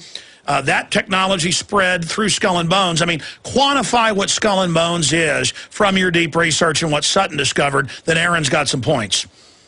Well, the order, I do believe that it is connected with the Illuminati, and there is some pretty sound research that connects them. It is a German order. There's no question about that. I know that. And it's the elite. Everybody knows a lot of this stuff. The elite, how many families, 200 families or whatever, more perhaps, in the country who have enough money and have been very carefully educated, whether they're Bones or even some other fraternities that are close to Bones. But I think one of the best quotes is very simple. It's right in the book cover on Sutton's book. And the reason I like it is because the guy that they're talking about, E.O. Matheson, who was Skull and Bones 1923, was a friend of my father's. I don't think they were very good friends because my father wasn't deeply involved. But my father knew him and had mentioned him. And this is what is right on the cover of the book. It says, quote, this is from E.O. Matheson, Skull and Bones 1923, to Donald Ogden Stewart, an earlier Skull and Bones year, 1916, about Matheson's, Maddie, they called him, upcoming appearance before the House Committee on Un-American Activities. So this is fascinating. Quote, as long as we have somebody from Bones who can bring pressure on the committee, I should think we'd be all right. Now that tells you the power of someone from Bones. Now that's Matheson talking to another Bones character. And I knew Matheson's daughter. She lived in Camden when I was on the local school board going up against all these values-destroying programs. And she was from a very elite lady, and she was the daughter of Matheson. And I went to a Christmas party one evening, and of course everybody was beating up on me then because I supported grammar, things like that, right? And I didn't like values-destroying programs. But she cornered me at this Christmas party and really beat up on me about my opposition to what was going on in the schools. I was on the school board. And I was so upset that I started to cry. Because it was in public that she was doing that. And so I just put my coat on. It was a snowy night. The moon was out and all. And I walked home. And I never forgot that because that was a daughter of an important person in the order. That's the one that I just quoted, huh? So she fell for all the garbage. I didn't. Although my father was never like him. My dad would never have been involved in hearings in Congress and lying and all this stuff. So, but your dad, as he was dying, did talk about Bohemian Grove and well, my dad, I want to correct you on this, Alex. My dad was not a member of Bohemian Grove. He was invited once. Sure, okay. By Edwin Blair, who was a very close friend of his. I think, they were roommates, but very close. Sure, sorry, I got confused by that. But I mean, to be specific, your dad did say that he didn't like it. He went because he was invited. He went and spent 10 days or something out there, and he came home, and he said it was very lush, very elegant, very interesting lectures and all, but he would never go back. He said that. I will never go back. So that was dead. Now, I can defend my father. I cannot really defend my grandfather that much, although I loved him, and he was a mining engineer. And he was very prominent, and he was probably one of the top in the world in the late 1890s. Wasn't Harding a mining engineer, too? What's that? Harding, President Harding. I don't know. But I mean, to be specific here, though, Charlotte, I'm not saying your dad was a bad guy. He was a great guy, obviously, and through his daughter, this information comes to us as well. I just... Going back into memory, I remember you saying that your dad said, basically that he disagreed with it all now and that he didn't like it. What he said, he really didn't say that. He never got that close to what it all was. He said to me a week before he died, because I was really on my white horse. My horse very dirty now, huh?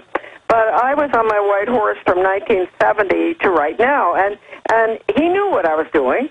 And he said before he died, Char, if I had more time, I'd help you.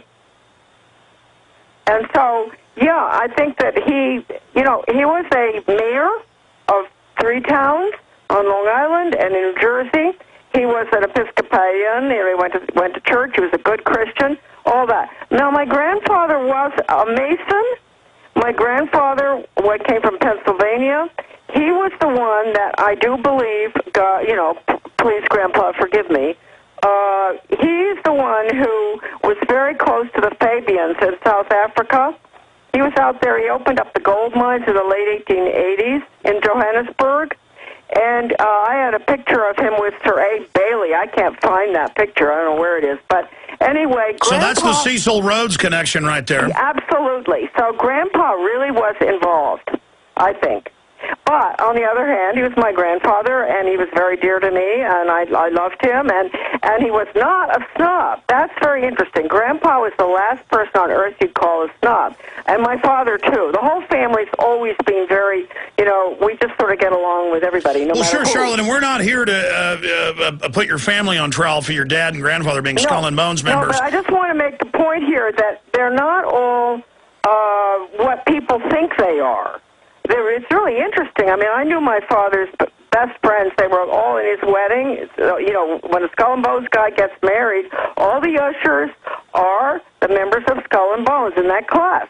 And then from that time on, you see them all the time. They were visiting the house. They were my parents' best friends and their wives. Huh? And you never would have known what the basic, what their goals were. There was one who I remember in particular, my sister's father, godfather, huh? And very nice. And he, believe it or not, was the founder of the Hemlock Society, which pushes suicide. Did you hear me? Well, yeah. This sort of thing really did surprise me.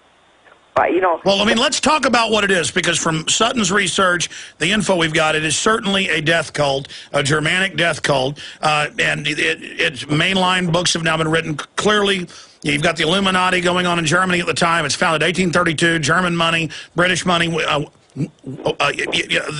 skull and bone symbol worn on the Nazi caps. Specifically, though, what is the end game goal from what you've researched and what you know? What is Skull and Bones? What are they after?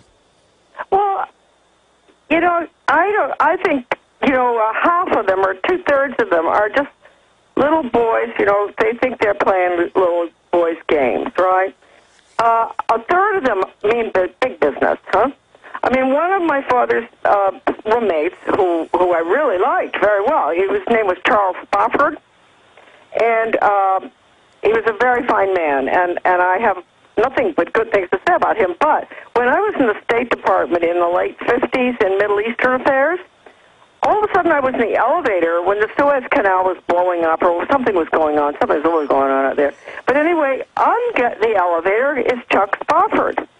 And so I said, hello, Mr. Spofford, and gee, you know, well, I found out that he was the legal counsel from Davis Polk for the Suez Canal Company.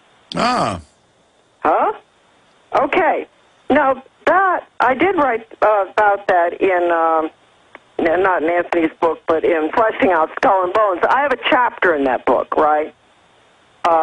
I was asked to do a chapter in that book, which basically tells a lot of this stuff that we're talking about right now, Alex. So, anyway, Charles Spofford died, finally died, and interesting story. He had a horrible stroke, and he was divorced from his sort of fancy wife. He ended up marrying this lovely woman who I had known at Davis Polk when I worked there as a legal secretary. He married this gal who didn't have any fancy background or anything. She's a wonderful woman, and he spent the rest of his life, being taken care of by her. Now, these are the weird things about Skull and Bones people. You know, I mean, here he was, very famous all over the world. You could type his name in, Charles Spofford. He's a member of everything, the French Croix de Guerre, the blah-blah-blah. You know what my father said about him once? Oh, yes. He did. This is funny. At the dining room table once, my dad, he sat back. I guess he maybe had a few drinks, and he had a cigar, and he was talking about, you know, he said, boy, it's really interesting how Chuck got that promotion. And I said, what are you talking about? And he said, well, you know, Chuck Spofford, the one I'm talking about now, he said, when he was just a private or something, or a lieutenant in World War II in Europe, but after he got promoted to being the undersecretary for NATO or something, and Dad said, you know, it's really interesting how some people can rise to the top. Yeah, he was making a joke. Charlotte, we're almost out of time. All of this is intriguing information. Aaron, you've got comments about Skull and Bones. Just a little bit about Avril Harriman, who was one of the major players in the 20th century. Hi, Charlotte, by the way. It's nice to talk to you. Yeah, I saw his name in the membership list you have. He has a bio, maybe 2/3 of a page long, and his public bio just shows how much he was involved with Russian diplomacy. It's on record that he knew Stalin more than any other person not from Russia. And then you read Tarpley and you read Sutton and these other authors about how much he and Prescott Bush at Brown Brothers Harriman were involved in setting up the Soviet Union. Oh, absolutely, yes. Harriman is such an important one. And, well, you know, it's it's just pure evil. That's all I can say. Any order like that, we start studying it or what their goals are. You know, even if they hadn't done all these awful things, you know, the games they play and the horrible, you know, what they go through to become a member, that I couldn't understand. My father was very sound, you know, a very sound person. I can't even imagine him going through those ridiculous... Well, he's young. That's why the elite put their children into these organizations, is so it can be done by their peers, because they know they'll do things that peers say that they wouldn't do if their parents were telling them to do it. In fact, specifically, let's go back to your son and his research into the clock. And I've done other research in other occultic orders where they can basically do a spell where you know, they claim that this spirit is attached to you as long as the clock is still moving. Well, I think that's probably what Samuel was talking about. Yeah. But you know what I did to it? I had these 3 copper balls on the top of it, and they needed to be repaired. So the guy at the shop said, well, look, I'll give you 3 eagles for the time being, Charlotte. So we took the gold balls off. There's 3 of them on the top of the clock, and I put 3 eagles up there. And, you know, Skull and Bones must be having hysterics. Yeah, we've shown the photo of that clock. We'll show it again here in a moment. But specifically from your son's research into it, I mean, what other occultic information do you have, or was there anything, any other little things that your father was concerned about? No, I really can't be very helpful on that. Well, I know that what I have to say about the order and the lack of attention to certain very important things that they've been doing. It's okay to write about the order. You can say anything you want about the order, but don't touch education. And that we know because that, what's her name, Samantha, what's her name, the gal who wrote the book when Tony's book was coming out on fleshing out Skull and Bones? Yes, Alexandra Thompson, I believe. Yeah, well, whatever. She wrote Secrets of the Tomb. Let me look up her name real quick. Go ahead. Yes. It's important to point this out because just before America's Secret Establishment by Sutton came out, they found out, and they got her to write that book, I think. This is what I've heard, okay? And if you look at her book and any other book that's been written or allowed to be reviewed or whatever, you see nothing about education. Nothing. And as far as I'm concerned, of course, turning over all our secrets and stuff to the Soviet Union is total treason, right? But the method, the Pavlovian, the method coming out of Leipzig, Germany, and it was Skull and Bones, it was the Hopkins University that sent these guys over there originally. It was a mind control program that they were going to bring in, and she must have gotten married because now her last name is Alexandra. No, it's Alexandra Robbins. That's her name. Go ahead. That's her name. And if you read her book, it's good, but there isn't a single mention of the mind control method that came out of Well, by the way, she Leipzig. comes from another, what is it, Scroll and Key or Order of the Serpent, because I had her on. She admits she comes from one of the other elite groups. Yeah, well, that's interesting. I didn't know that.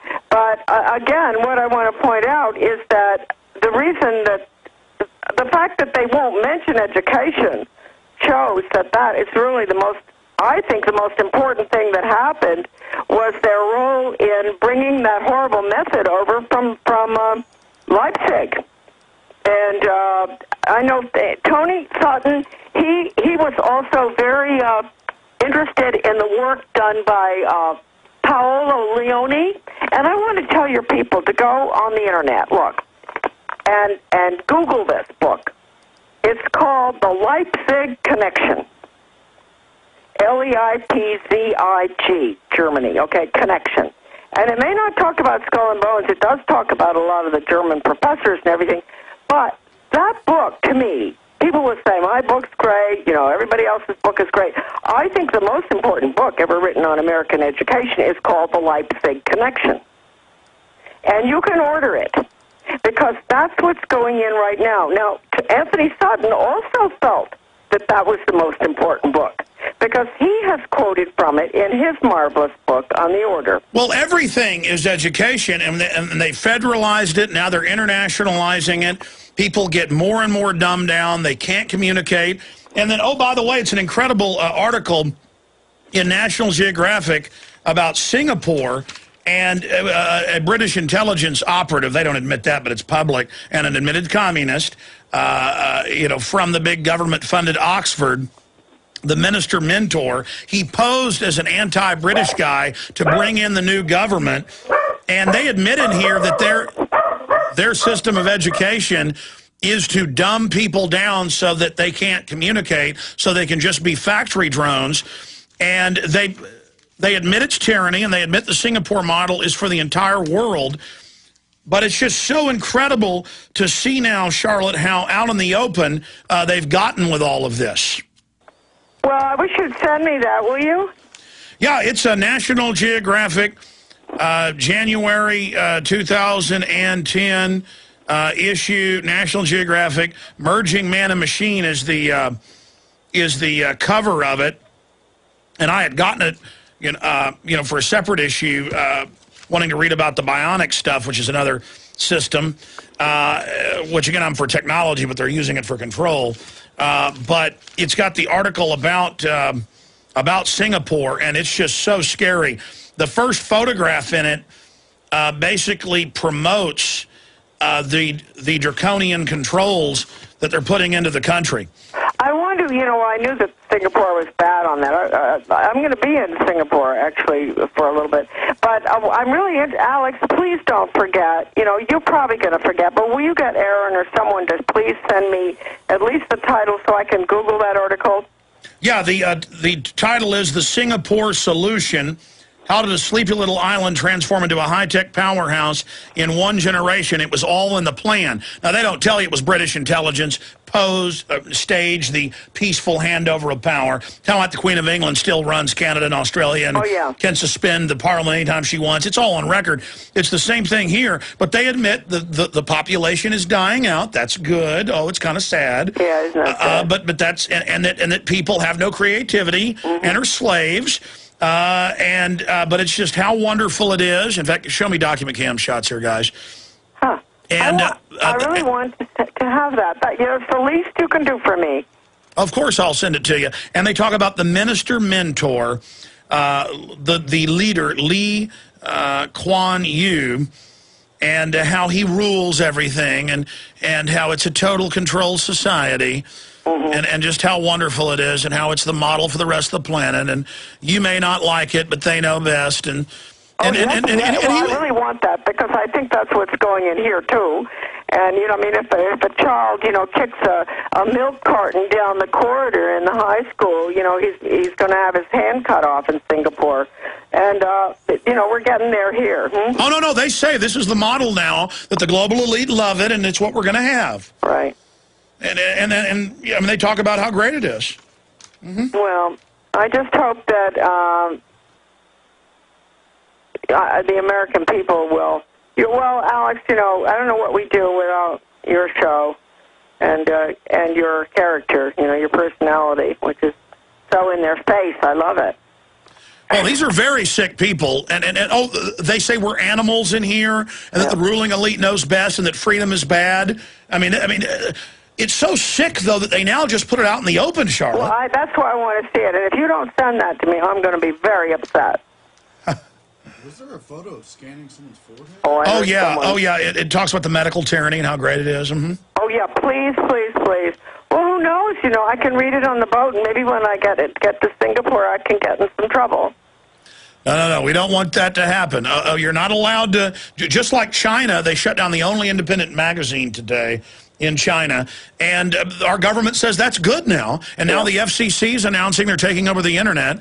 Now that's big news today, and Jay Rockefeller says we'd be better off without it. I mean, they're really just out in the open. I know.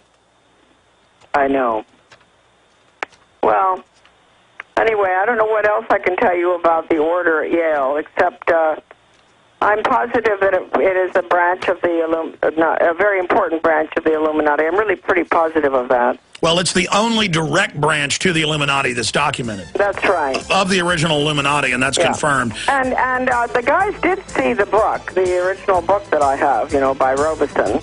And that's an extraordinary book in itself. I mean, the fact that one page there sounds like out of a United States global education textbook. It's amazing. It talks about dropping borders and changing the children's values. Charlotte, we're out of time. We're going to be right back after the break. We're going to overdrive. Stay with us. And we've got to get good people rallied against it, but I kind of ended that last hour scrambled there, trying to apologize to Georgia and other people that were patiently holding that we were going to try to go to. But just finishing up with Charlotte Iserbyt, any other points that you've got or questions for Aaron Dykes? Well, we could probably talk all day as we did before in the interview, but I just wanted to thank you again for speaking with us and all the interesting stuff that you brought out.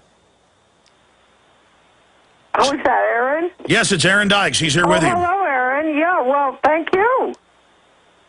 Of course. Thank you, Aaron. We send you our best from here, and I'm very grateful that you guys are there, because I don't know that there's any other group that's doing anything like you are doing. And your listeners all know that the Council for National Policy is just as evil as the Council on Foreign Relations. So the left and the right have the same agenda. And so we've got to understand that. And once we do understand that, we can work together sort of in the middle. And let's briefly talk about the Council for National Policy, because the Hunt brothers, if I'm not incorrect, set that up, and some evidence showed they were actually against the globalist, but then it got infiltrated and taken over, or was it always bad? Because I've had people on, and folks have pointed this out, I wasn't even really aware of it until the last decade, and some people kind of on the left say, oh, it's even more powerful. They kind of make it a left-right paradigm, but I see CFR, Council for National Policy. A lot of people in both groups are kind of like porch masons. They're not at the top of the pyramid, but certainly now the Council for National Policy, there's no doubt it's promoting a globalist agenda. I mean, what's your view on it? Oh, I believe so. I mean, if you take, NAFTA, Richard Allen, he was with Reagan, right, in the Reagan White House, and he was fired because he accepted a wristwatch from the Japanese, and he went to work for the Heritage Foundation. And he's Council for National Policy, and that's Heritage Foundation. Ed Fulner, who set up an office in Moscow when the wall came down. These are CNP people, but Richard Allen wrote NAFTA.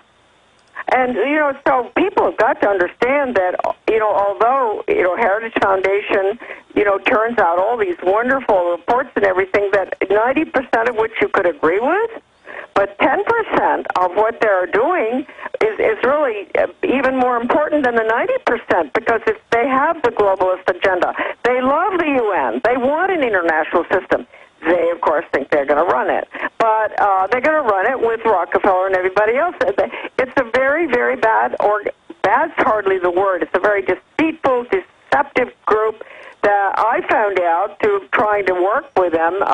They hate me, but Roz Haley from Texas, down there where you guys are, she was lovely, like the grande dame of the Council for National Policy, and she's a close friend of Norman Dawes. She and I put together a project to get out of the UN, a really good project. And we sent letters to 300 or more members of the Council for National Policy to help us. Samuel, my son, typed all the labels out of the computer. This was 15 years ago. We didn't get one single response, even though Roz Haley was highly thought of in the Council for National Policy. Charlotte, this segment's over, but now I want to get you back on about the CMP and the infiltration of conservative movements by the globalists. This is, because just like Skull and Bones, you've got Democrats and Republicans from there, correct? You absolutely do, and I think they're more dangerous. I think that the neoconservatives are more dangerous than the left, because the left tells the truth, as bad as it is. They don't lie all the time to us. We know what they're doing, but the right wing is lying. Incredible. I'm going to have you back on then soon on the CMP. Visit Infowars.com and PrisonPlanet.com. When you're on the site, you can also tune in 24 hours a day to my daily radio broadcast. There's also a free iPhone app to listen to the syndicated radio show when and where you want.